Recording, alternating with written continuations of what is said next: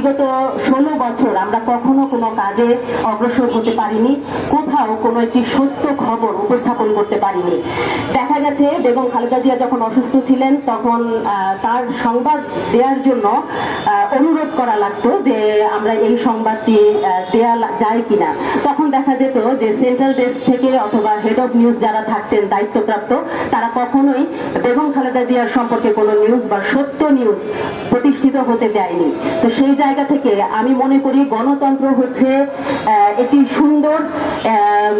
আগামী ভবিষ্যৎ নির্মাণে গণতন্ত্রের যে গঠন প্রণালীটি রয়েছে সেই জায়গা থেকে আমি মনে করি যে আমরা যারা গণমাধ্যম কর্মী আছি আমরা এই বিষয়টিকে সামনে তুলে আনবো যে গণতন্ত্রের যে শক্তি, গণতন্ত্রের যে আওয়াজ, সেই আওয়াজের শক্তি যেন সব জায়গায় ছড়িয়ে পড়ে এবং আমরা যেন সেই সত্যকে সামনে এনে আমাদের দেশকে এগিয়ে নিয়ে